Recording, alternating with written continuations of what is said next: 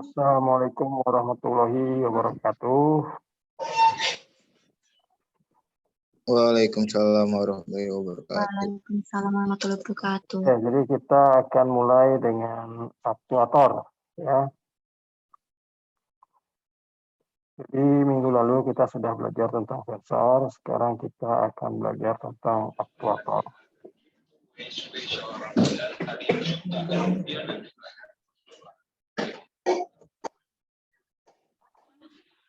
Jadi dalam robot itu banyak digunakan aktuator, ya, yaitu aktuator listrik dan ada lagi aktuator pneumatik dan hidrolik.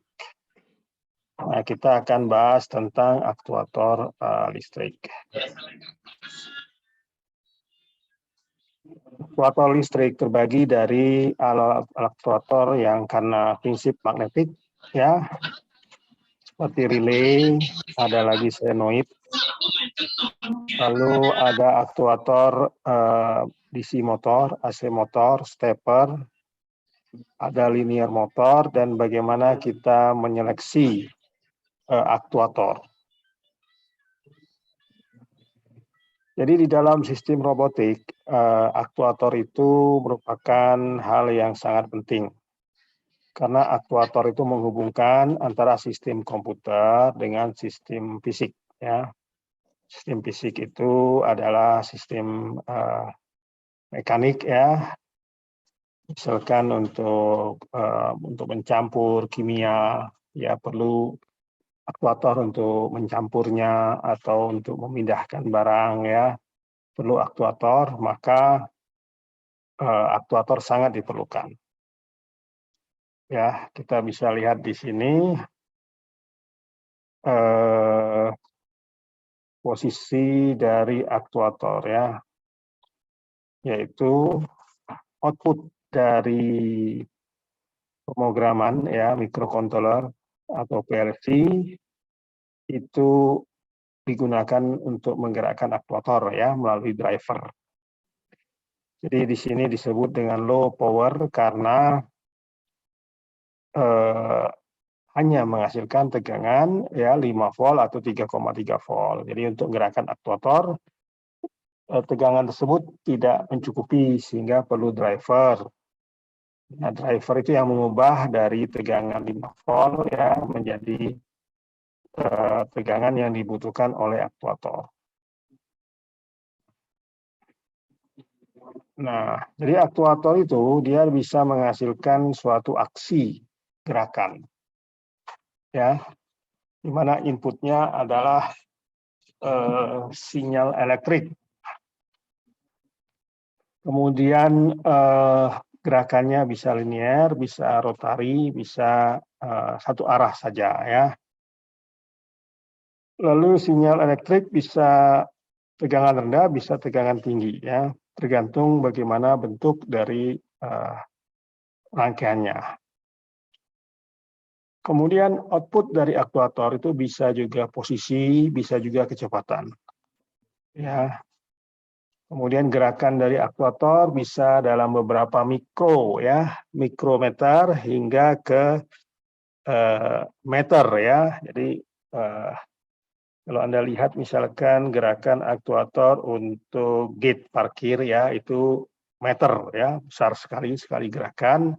Tapi ada juga yang mikrometer, ya. Misalkan untuk robot-robot kesehatan, ya, yang masuk dalam perut kita, mikrorobot, itu gerakannya mikrometer. Nah, diagram daripada penggunaan aktuator yaitu seperti ini, ya. Jadi dari sinyal input itu dari microcontroller, kemudian diperkuat dengan driver. Ya, driver ini fungsinya adalah untuk memperkuat daya dan untuk mengubah modulasi. Jadi dari sinyal itu bisa sinyalnya PWM, tapi output driver adalah gerak. Ya. Nah, kemudian gerakan itulah yang menggerakkan aktuator. Jadi terjadi konversi dari listrik ke mekanik. Ya. Hasil gerakan itu untuk lingkungan, ya, lingkungan fisik, dia bisa berputar ataupun bergerak, ya, linier atau rotasi.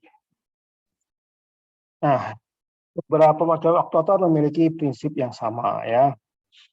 Jadi misalkan ini aktuator elektrik, ya, dia memerlukan power modulation atau driver. Jadi inputnya tegangan rendah sekitar 5 volt, ya, dari 5 volt kemudian dengan driver ini dia diubah menjadi tegangan misalkan 20 volt kalau motornya 20 volt, atau kalau AC dia tegangan AC, atau stepper ya dia tegangan yang lebih tinggi. Nah, kemudian kalau yang untuk misalkan ini adalah hidrolik, ya. Hidrolik itu pakai minyak, ya, pakai oli. Prinsipnya sama, jadi input dari kontrol ini, dari microcontroller nanti akan menggerakkan solenoid atau switch, ya. Nah, switch ini dia akan dia menggunakan magnetik. Jadi kalau kita kasih tegangan, dia akan menggerakkan, dia akan mendorong ruangan di sini. Jadi ruangannya akan terdorong sehingga oli yang ada, ya, itu jadi dari pompa, ya, pompa ini akan memompa. Kalau misalkan yang kiri ini bergerak ke sini, berarti ini tanda panah ke bawah, ya. Maka oli akan mengisi ruangan di sini, dan saat yang sama oli yang ada di sini akan terbuang, ya, pakai panah yang ini, terbuang akan ke tangki pembuangan, sehingga aktuator ini bergerak ke kiri. Kalau solenoidnya kita pindah pakai yang paling kanan ini ruangannya, ya, switch-nya paling kanan, maka dari pompa akan ke ruangan yang ini sehingga akan mendorong ke sini, lalu output-nya yang minyak di sini akan terbuang ke arah tangki pengumpul, ya. Ini adalah prinsip yang sama, ya, dalam penggunaan aktuator, bahwa kita dalam menggerakkan aktuator itu memerlukan namanya driver, ya, tidak bisa langsung kita colok saja listrik dari microcontroller ke motor atau ke pneumatik atau hidrolik, jadi tetap perlu namanya driver. Kemudian kita harus lihat, kalau motor kita harus tahu dia motor AC atau motor DC, ya, tidak bisa motor AC Anda colok ke DC, driver DC, tidak bisa. Motor DC harus dicolok ke driver DC, dan motor AC itu dicolok ke driver AC, ya. Nah, jadi beberapa tipe dari aktuator, jadi ada yang pakai elektrik, ya, ada yang pakai fluid. Fluid ini bisa pakai pneumatik, ya, pneumatik udara, atau oli. Oli itu cairan, ya, minyak. Ada lagi pakai piezoelektrik. Piezoelektrik ini dia merubah tegangan listrik menjadi tegangan mekanik, ya. Dia akan bergetar, ya, atau akan berosilasi, ya. Ada lagi shape memory alloy. Di sini adalah dia kita kasih temperatur, maka bentuknya akan berubah, ya, sesuai dengan temperatur yang diberikan. Kalau didinginkan dia akan kembali semula. Ini aktuator, jenis aktuator. Kalau yang dari aktuator tersebut terbagi menjadi linear dan rotary. Linear itu ada solenoid, ya, ada hidrolik, ada pneumatik. Begitu juga untuk rotary, ya. Rotary itu ada motor, ya, ada hidrolik dan pneumatik. Nah, sekarang bagaimana cara kita memilih aktuator, ya? Misalkan Anda diminta untuk membuat suatu sistem robot, Anda perlu menyeleksi, ya, kira-kira aktuator mana yang Anda akan beli. Nah, yang paling utama dalam kita menyeleksi aktuator adalah akurasinya dan resolusi, apakah sesuai dengan apakah sistem kita tuh memerlukan akurasi yang tinggi atau resolusi yang tinggi. Kalau tidak, Nah, kita bisa cari yang lain ya, misalkan yang lebih murah. Yang kedua adalah powernya. Jadi power yang diperlukan itu berapa. Jadi jangan sampai Anda membeli aktuator kecil misalkan dibanding beban yang akan Anda gerakkan. Nah, untuk itu Anda perlu menghitung ya secara fisika, misalkan berapa torsi dari beban tersebut, nanti dari torsi dikali dengan kecepatan sudut akan ketemu watt. Nah, dari sana kita bisa memilih daya motor yang diperlukan berapa watt, harus lebih besar dari daya yang diperlukan oleh beban. Kemudian dinamik respon ya, dinamik respon itu berapa cepat ya. Misalkan kalau Anda ingin itu ada sinyal dia langsung bekerja ya. Nah, itu juga akan mahal. Ada motor yang kalau Anda hidupkan dia perlu waktu untuk mulai bergerak ya. Jadi ada perlu inisial ya, inisial dayanya baru dia bisa berputar. Tapi ada motor yang begitu dimasukkan tegangan dia langsung berputar. Nah, ini juga mengubah biaya dari motor tersebut sehingga kita menghitung juga cost-nya. Jadi motor atau aktuator itu beragam ya, dari mulai yang murah sampai yang mahal ya. Kenapa mahal? Ya tadi dia ada lebih akurat, kemudian dayanya sesuai, dia tidak membuang daya, cukup efisien, dan dinamik responnya cukup cepat ya.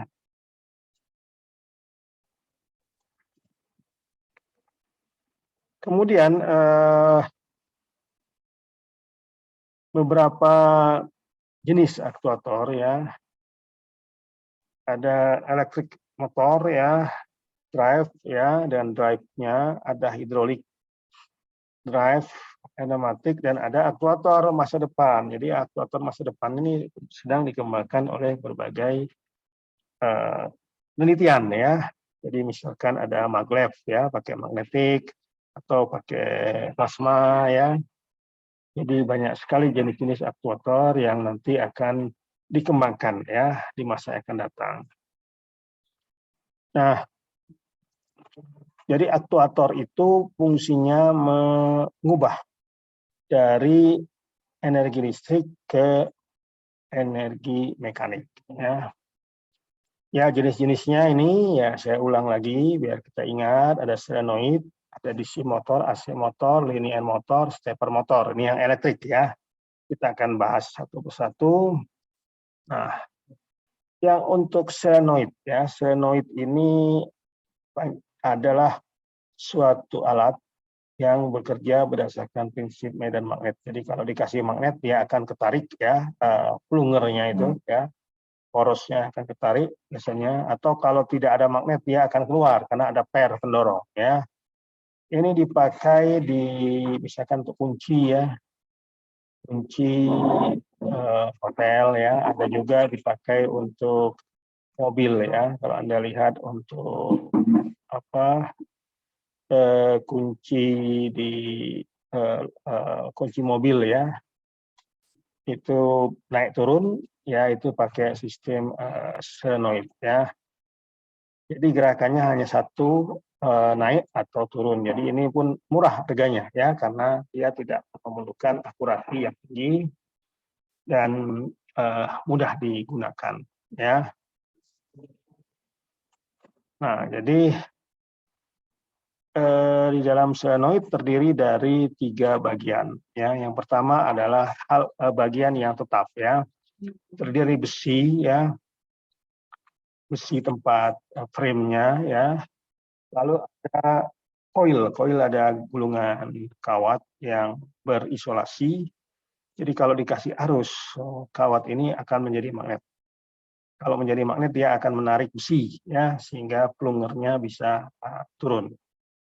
Lalu ada plunger. Plunger ini merupakan besi yang memiliki sifat magnetik ya, sebagai pusat daripada coil. Nah, jadi kalau misalkan dia tidak dikasih listrik ya, atau dia akan geser posisinya, misalkan keluar ya. Kalau dikasih listrik dia akan ketarik ke dalam ya. dia ada jenis-jenisnya ya, ada yang jenis dia pakai sumbu ya, sumbu kecil itu, ada yang tidak ya, dan juga ada jenis yang normally open atau normally close. Jadi kalau normally open itu kalau tidak ada listrik dia open ya, keluar. Kalau ada listrik dia ke dalam. Tapi bisa juga dibalik, kalau ada listrik di dalam, tidak ada listrik dia keluar ya, tergantung pilihan kita ya. Nah, jadi prinsipnya adalah dia pakai magnetik ya. Magnetik ini akan menarik dia, tapi juga ada coil. Dengan adanya coil kita bisa ngatur ini bentuk partnernya itu mau utara selatan atau selatan utara, sehingga dia bisa tolak menolak atau tarik menarik ya. Jadi dengan skema ini kita bisa melihat bahwa solenoid itu bisa pakai magnetik dan juga bisa tanpa magnetik ya, karena kalau kita belajar fisika hukum Faraday itu suatu coil ya, suatu lilitan kawat yang berisolasi jika dikasih arus dia akan menjadi magnetik ya. Nah, jadi banyak macamnya ya, kita bisa lihat yang di sini, di gambar sini ada yang pakai model dia pakai spring dan coil ya, ini tanpa magnetik ya.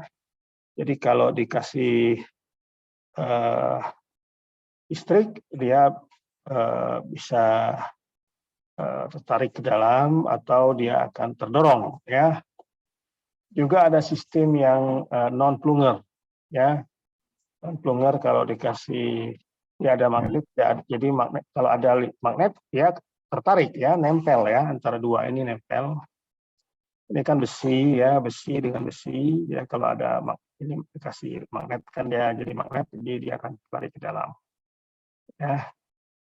Jadi banyak aplikasinya. Juga ini ada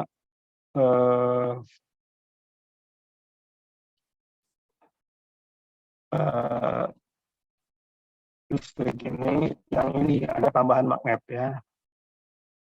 Nah, tambahan magnet ini bisa kita dapatkan ya bentuknya itu seperti speaker ya. Nah, bisa lihat speaker ya. Speaker itu juga aktuator. Jadi kalau dikasih sinyal dia akan bergerak ya, membrannya. Kemudian membran yang bergerak ini akan menggerakkan udara sehingga terdengar suara ya. Jadi dia akan proporsional gerakan membran sesuai dengan gerakan listrik yang masuk ya. Nah, untuk elektrik motor itu tadi kita bahas tentang ini ya, solenoid. Nah, sekarang motor ya. Motor terbagi menjadi dua bagian, motor DC dan motor AC ya. Jadi motor DC ya dia pasti menggunakan sistem listrik DC ya. Motor AC dia menggunakan listrik AC yang bergerak, berbolak-balik ya. Nah, dari DC dia ada yang memakai permanen magnet, ada yang Swiss, lilitannya Swiss, ada Sun, ada compound ya, banyak jenis-jenisnya ya. Untuk AC dia ada yang single fase, satu fase, ada yang banyak fase, dan ada universal motor. Ini pun dibagi lagi, ada yang induksi, ada sinkronus, dan sebagainya ya.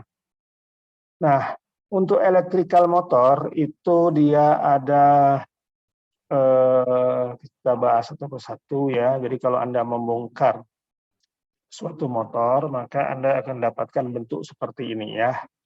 Jadi antara stator itu ada di dalamnya ada lilitan ya. Lalu di situ ada gap udara yang tidak bersentuhan langsung. Nah, di dalam lilitan stator itu dia ada namanya shaft ya. Lalu ada komutator segmen. Nah, komutator ini yang terhubung dengan listrik dari luar ya. Kemudian dari komutator ini dia ada coil di dalam yang akan ya coil yang akan melilit daripada shaft ini ya, yang disebut dengan rotor ya. Kemudian terhubung ini ke sumbu luar ya, ke beban. Nah, biasanya sebelum sumbu beban ini dia ada bearing ya, supaya gesekannya bisa jadi berkurang. Jadi ada 2 bearing yang dipakai. Kalau lihat dari samping, kalau lihat dari tengah ya seperti ini, view section ya. Jadi ini rotor yang ada ininya ya, ada laminasi core ya, kemudian ada di luar juga ada gulungan lagi ya. Jadi interaksi antara lilitan luar dan dalam itu bisa membentuk interaksi tarik menarik dan tolak menolak, sehingga sumbu motor shaft ini bisa berputar ya.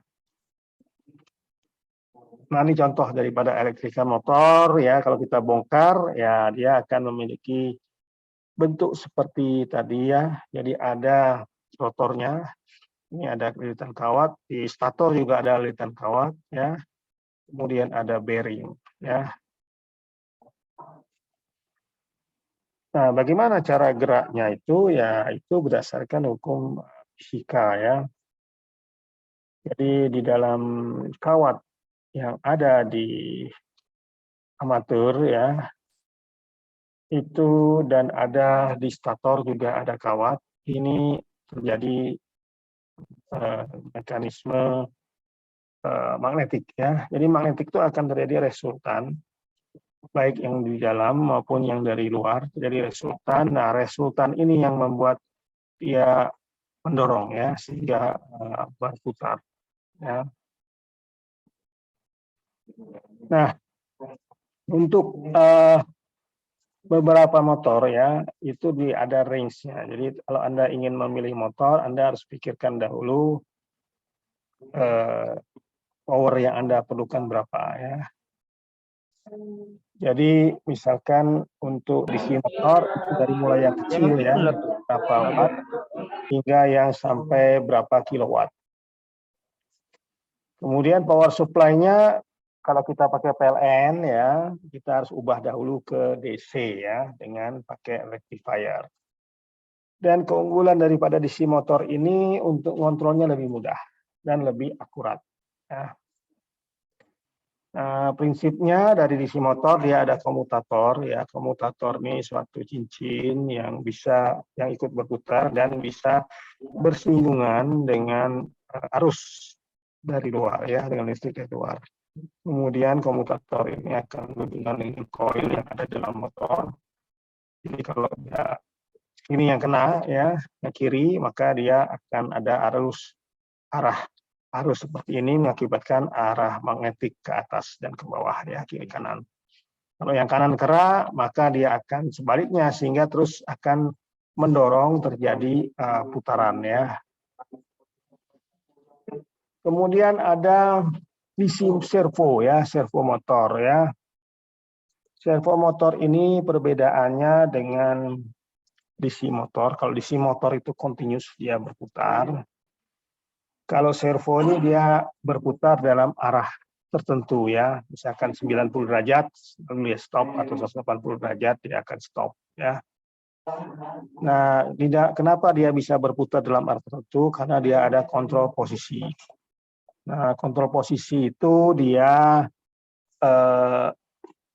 karena ada alat ukurnya ya, pakai alat ukur posisi, kemudian begitu sudah sampai ke posisi yang diinginkan dia akan berhenti ya.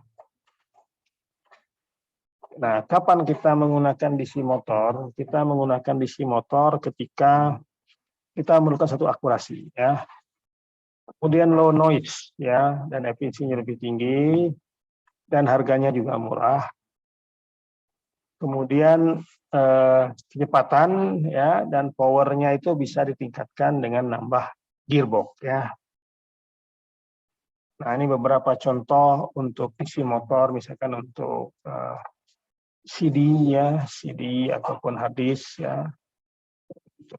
motor drill ya, kemudian untuk robot, lalu untuk aerospace, untuk car ya, ini menggunakan DC motor, misalkan untuk wiper ya, itu pakai DC motor. Nah, dalam DC motor kita bisa membuat modelnya ya. Ini modelnya. Jadi kalau kita ingin ukur kira-kira berapa torsinya kalau tegangan kita berikan misalkan ya 15 volt berapa. Nah, kita bisa ukur. Kalau kita tahu parameter tahanannya, induktornya, maka kita bisa ukur berapa kecepatannya ya. Dan torsi dari DC motor itu tergantung kepada arus. Jadi semakin besar arus yang kita berikan, maka torsinya akan semakin besar. Ya. Kemudian ini modelnya ya. Kalau kita membuat satu sistem, kita perlu membuat suatu simulasi. Ya. Simulasinya pakai persamaan ini ya. Ya ada torsi itu sama dengan inersia motor, inersia load. Kemudian dikali percepatan sudutnya, dikali kecepatan sudut, dan ditambah torsi karena friksi. Ya. Nah ini kalau ini modelnya di sistem kontrol ya. Ini juga modelnya ya di sistem kontrol.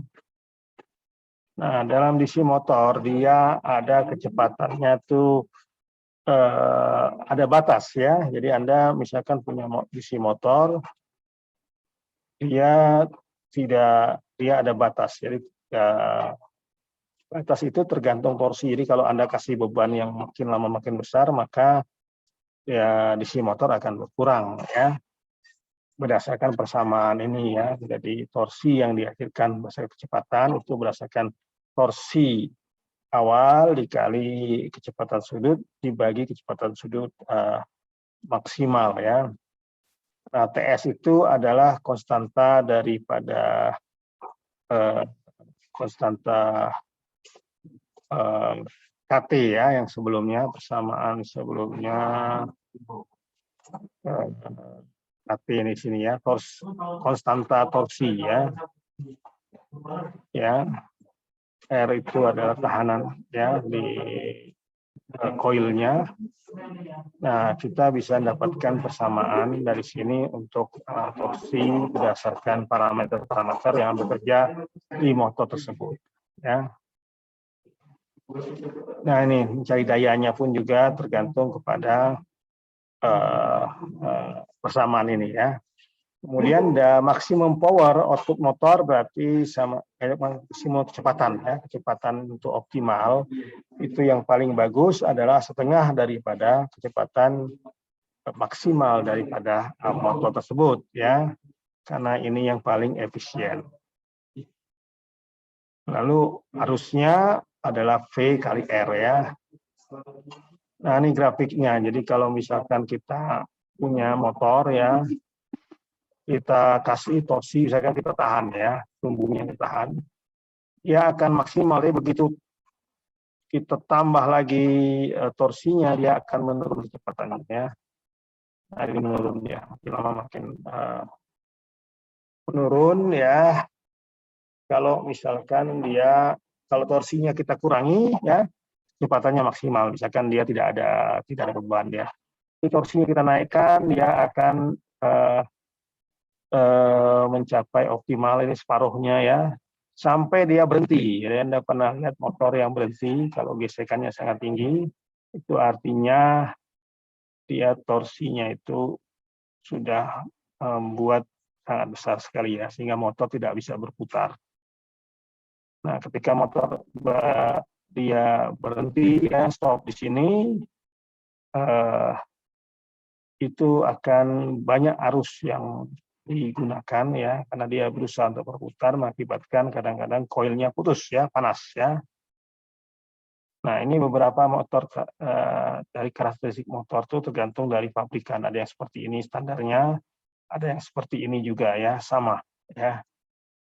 Nah ini beberapa spek daripada standar motor ya.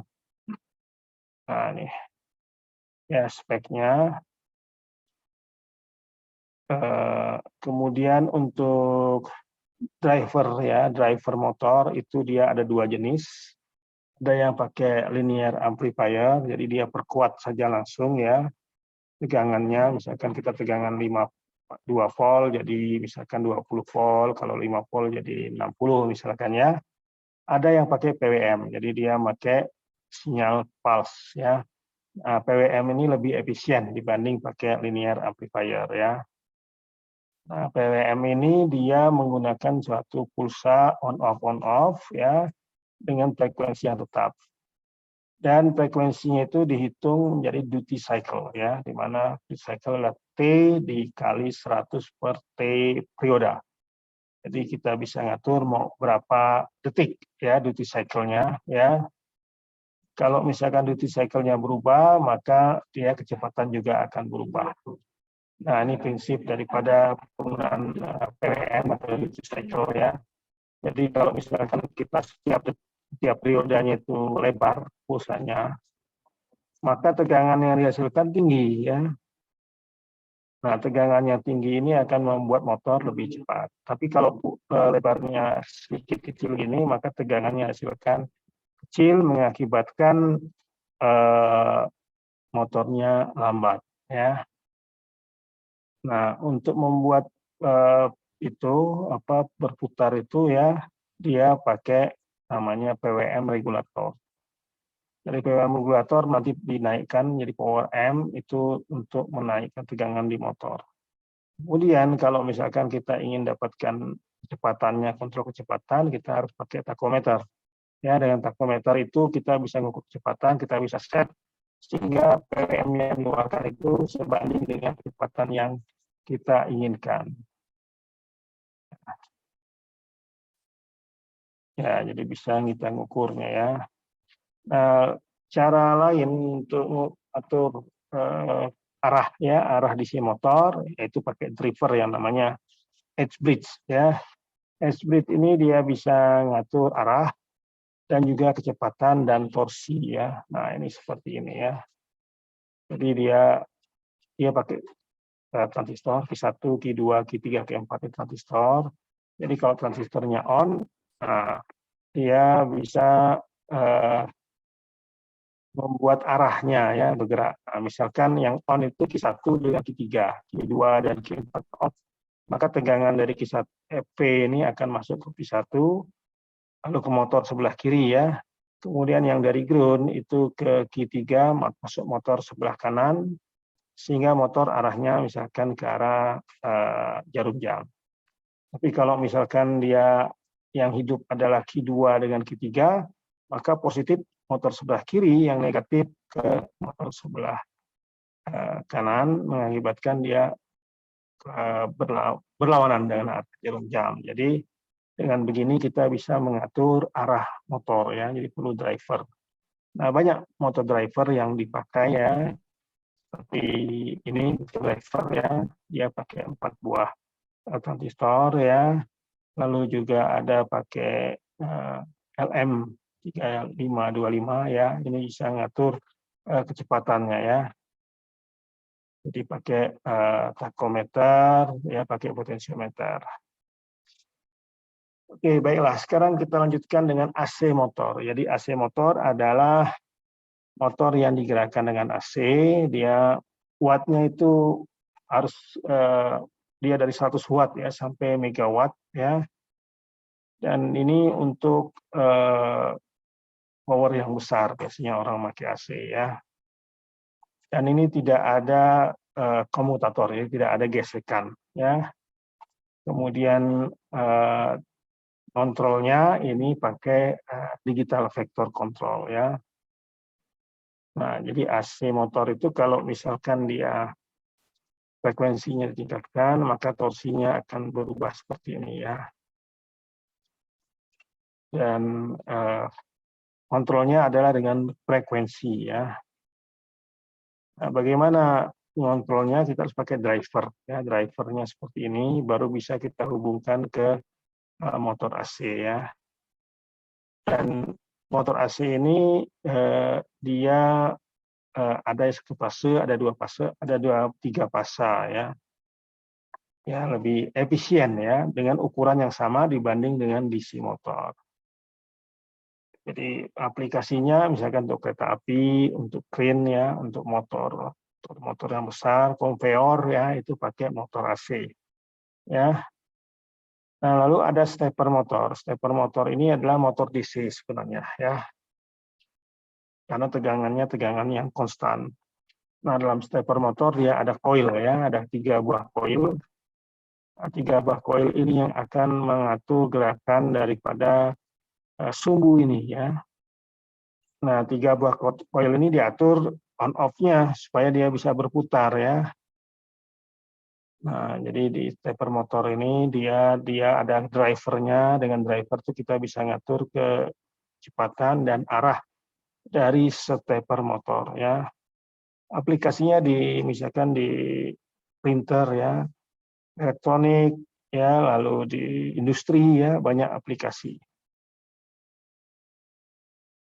Ini adalah beberapa perbandingan daripada 4 macam motor ya. Ada DC motor, ada DC motor brushless ya, ada AC motor, induction motor, dan ada stepping motor ya. Nah, keunggulannya DC motor itu lebih mudah penggunaan, harganya lebih murah. Tapi permasalahannya adalah ada brush ya, dia akan bergesekan sehingga harus diganti brushnya. Kemudian untuk mengatasi tersebut ada yang namanya DC motor brushless ya. Di brushless adalah dia tidak pakai brush, dia tidak ada gesekan. Nah, persoalan lain adalah kontrolnya lebih rumit ya, lebih ekspensif. Kemudian ada induksi motor ya, induksi motor pakai AC, dia lebih tahan lama, tapi dia untuk kontrolnya juga tidak mudah. Kemudian untuk step motor ya itu pakai open loop, jadi kita harus kasih tegangannya untuk setiap fase daripada stepper motor ya.